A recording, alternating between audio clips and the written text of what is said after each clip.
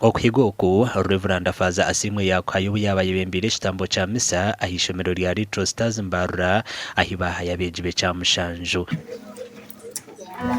bayihayo ari bayifereza mukwefereza kwabo mu kitambo cyo barinjije nko kubabire katugiye mu bintu babyamashaha mukaga inga babyamashaha mukaga no basa kweferezaho nango zindi shayi ibiri cece babatakatire mu mutwe bakitamu uko wirebye kugeza ko yebwawe nabaza kubyama wiru barkwenda babatari uruteka ho kushabirira abana n'ikirungo ndonga abo kandi kumwana amasuko amanyangu narhanga amurumu ikabuti tukozire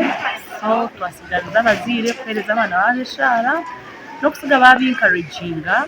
bakaba tamamani bakabashabira ahandi itoguti tukozire kandi byana byaza kubati buri gikuta Reverend Faza Asimwe nagira ngo umuntu kwicyereza mu kikuru umukoro gwahwana no kushara keki nkakamanyiso ko kwendeza beje obusinguzi umugandi bakuru b'amashomero ga primary mu Rembo Mbarra barabwirwa kwerindo kwenyigiro umuzego kwibira beje be cyamushanje buzo bya PRE okuraburuku kwirweyo umurukiko rw'abakuru b'amashomero ga primary urwo kwetebekanisize buzo bye cyamushanju urukorirwa kitebe kikuru cya Mbarra City North Division. I think you have given enough to our candidates.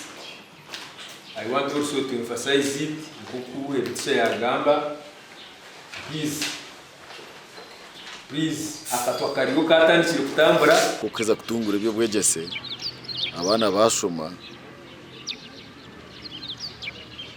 bayitegereza intambura yensi na bukirimo kugenda nchakara umwana nabasa kugira ikiyayigasira umurukiko nabwe babire no bashohoza ebirugiro mu PRE ebisingirwe Mbarra Junior na nabana 2021 mu idara ryo kubanza ebuze bye cyamushanju ebya PRE ne bitandike sande rwija 18 byo kwezi kwa 11 umwaka w'2023 twenga Golden Bells twetebekanise munonga abana prepare ingereje kurungi kandi nabana biti tubetebekana tuba prepare ingereje munonga abo kubati tubihire mu bwo babakoze research z'ebyezo byingi munonga teachers